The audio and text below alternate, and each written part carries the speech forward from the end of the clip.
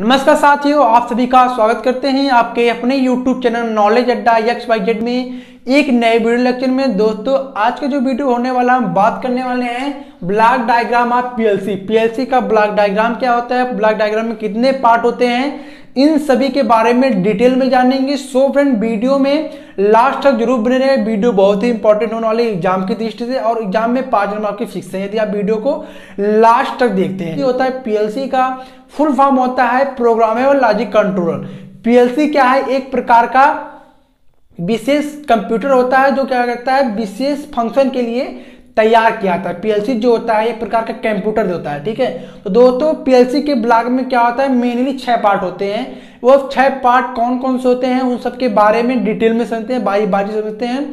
जो पीएलसी है, पीएलसी का जो ब्लॉक डायग्राम, ठीक है, जो भी पीएलसी का जो ब्लॉक डायग्राम होता है उसके 6 मेनली पार्ट होते हैं। वह 6 पार्ट कौन कौन से होते हैं उनको आपको दिखा देना था, जैसा कि आप देख सकते हैं। सबसे पहला पार्ट दोस्तों होता है सीपीयू। सबसे पहला पार्ट कौन सा है? सीपीयू है। सीपीयू दोस्तों, इसके बाद दोस्तों क्या है, मेमोरी है। इसके बाद पीएलसी का जो ब्लॉक डायग्राम है वो मेमोरी होता है। और तीसरा दोस्तों क्या है, प्रोग्रामिंग डिवाइस है। और चौथा दोस्तों क्या है, इनपुट मॉड्यूल। और 5वां है आउटपुट मॉड्यूल। और छठा क्या है, हमारा पावर सप्लाई होता है। तो यह मुख्यतः जो पीएलसी का ब्लॉक डायग्राम होता है उसमें 6 पार्ट होते हैं पीएलसी के ब्लॉक डायग्राम में। तो दोस्तों, हम बारी बारी समझते हैं कि क्या क्या होते हैं और पार्ट में जो भी ब्लॉक्स है, ब्लॉक्स में क्या क्या कार्य होते हैं। वो जो भी 6 ब्लॉक है, ठीक है, जो भी 6 ब्लॉक है उन सभी के क्या क्या फंक्शन होते हैं, उन सभी के बारे में डिटेल में होते हैं। तो सबसे पहले दोस्तों हमारा क्या है, सीपीयू। सीपीयू दोस्तों मतलब कंट्रोल प्रोसेस यूनिट। सीपीयू का फुल फॉर्म है कंट्रोल प्रोसेस यूनिट। जैसे कि दोस्तों जो कंप्यूटर होता है, कंप्यूटर में जो सीपीयू होता है उसे हम कंप्यूटर का ब्रेन कहता है। उसी प्रकार दोस्तों जो पीएलसी है, जो पीएलसी का ब्लॉक डायग्राम है उसमें जो सीपीयू है, जो भी सीपीयू है, सीपीयू को हम ब्रेन या पीएलसी का कंट्रोल यूनिट बुलाता है। मतलब जो भी सीपीयू का, जो भी पीएलसी है, पीएलसी का जो सीपीयू, ठीक है, जो सीपीयू है, सीपीयू को हम जो पीएलसी का ब्रेन या कंट्रोल यूनिट कहते हैं। कंट्रोल भैया किस लिए कहते हैं?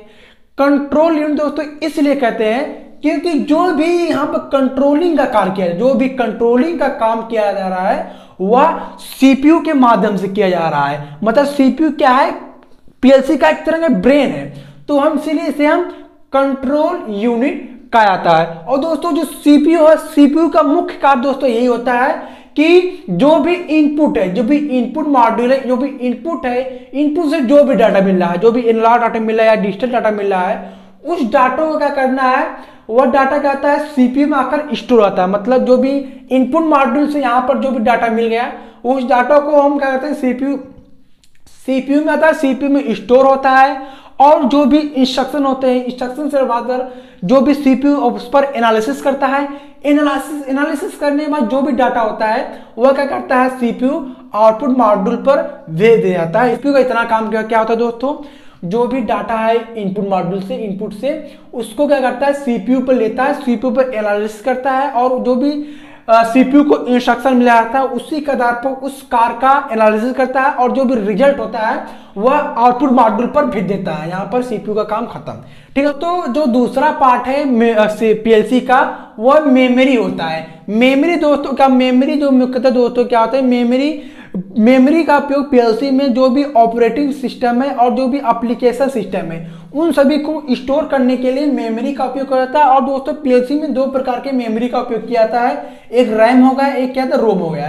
रैम का उपयोग दोस्तों हम पीएलसी में जो रैम होता है, रैम का उपयोग करते हैं दोस्तों हम सिस्टम प्रोग्राम को स्टोर करने के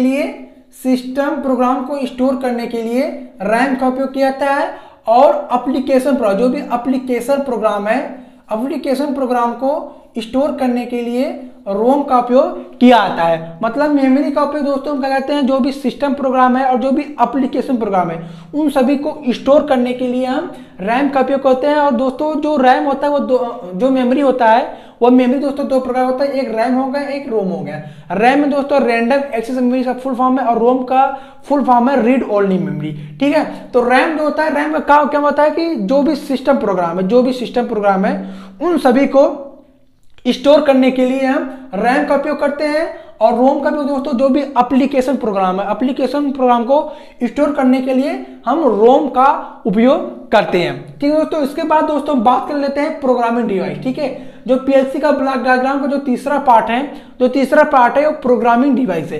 प्रोग्रामिंग डिवाइस मतलब दोस्तों प्रोग्राम करने के लिए, मतलब कोई भी डिवाइस है, मान लीजिए आउटपुट मॉड्यूल में ये लैंप है या मोटर, ठीक है, इन सभी को कंट्रोल करने के लिए हम प्रोग्रामिंग डिवाइस का उपयोग करते हैं। प्रोग्रामिंग डिवाइस में हम प्रोग्राम करते हैं। ठीक है, प्रोग्रामिंग डिवाइस में प्रोग्राम करते हैं। प्रोग्राम के द्वारा क्या करते हैं हम, जो भी आउटपुट या जो भी इनपुट, जो भी फील्ड इनपुट डिवाइस है उन सभी को कंट्रोल करने के लिए यहाँ पर प्रोग्राम किया था। ठीक है, और प्रोग्रामिंग करने के लिए दोस्तों मुख्यतः हम निम्न प्रकार के डिवाइसों का उपयोग करते हैं। ठीक है, प्रोग्रामिंग डिवाइस में प्रोग्राम करने के लिए दोस्तों मुख्यतः क्या है, हम मुख्यतः 3-4 चीजों का उपयोग करते हैं। पहला क्या है दोस्तों, कीबोर्ड हो गया, कीबोर्ड का उपयोग करते हैं, कीबोर्ड का, ठीक है, कीबोर्ड का, और विजुअल डिस्प्ले का उपयोग करते हैं, विजुअल डिस्प्ले का, और कहते हैं दोस्तों माइक्रो प्रोसेसर का। ठीक है, और उसके बाद कम्युनिकेशन केबल का उपयोग हम प्रोग्रामिंग डिवाइस को प्रोग्राम करने के लिए उपयोग किया जाता है। ठीक, अब दोस्तों बात कर लेते हैं हम तीसरा पार्ट क्या है, चौथा पार्ट क्या है, इनपुट मॉड्यूल। इनपुट मॉड्यूल मतलब दोस्तों ये एक प्रकार का इलेक्ट्रॉनिक सर्किट होता है। इनपुट मॉड्यूल मतलब एक प्रकार का इलेक्ट्रॉनिक सर्किट होता है। इसका दोस्तों जो इनपुट मॉड्यूल है, इनपुट मॉड्यूल का दोस्तों मुख्य कार्य होता है कि जो भी फील्ड इनपुट डिवाइस है और सीपीयू के मध्य इंटरफेस कराने के लिए, कम्युनिकेशन कराने के लिए इनपुट मॉड्यूल का उपयोग किया जाता है।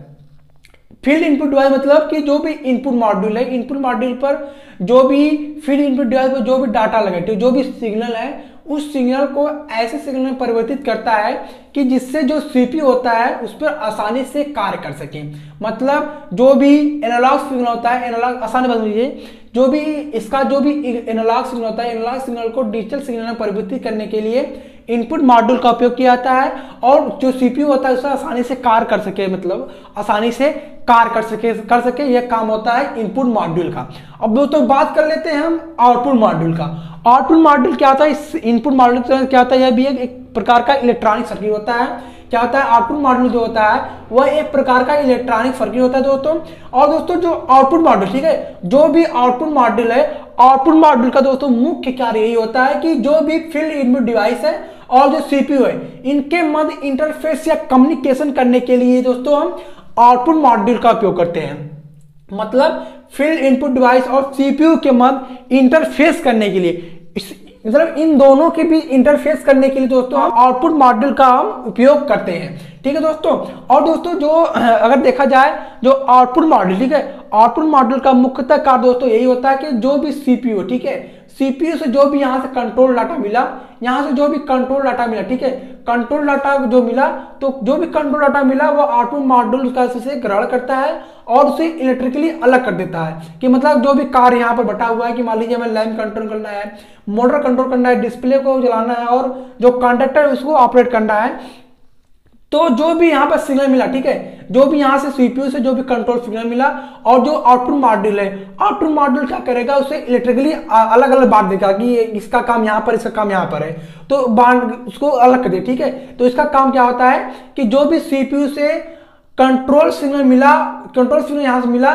कंट्रोल मतलब कंट्रोल सिग्नल या कंट्रोल डाटा मिला, कंट्रोल डाटा को क्या कहता है आउटपुट मॉड्यूल ग्रहण करता है, ग्रहण करने के बाद उसे इलेक्ट्रिकली अलग करता है, अलग करने के बाद दोस्तों जो भी फील्ड इनपुट डिवाइस के जो भी यहाँ पर डिवाइस लगे, ठीक है, फील्ड इनपुट डिवाइस में जो भी डिवाइस लगे हैं उन्हें ऑन ऑफ, मतलब ऑन ऑफ करने के लिए, ऑन और ऑफ रखने के लिए, उन्हें सक्रिय व निष्क्रिय करने का कार्य आउटपुट मॉड्यूल के द्वारा किया जाता है। दोस्तों ये बात कर रहे हैं हम आउटपुट मॉड्यूल की। अब दोस्तों बात कर लेते हैं लास्ट क्या है, पावर सप्लाई।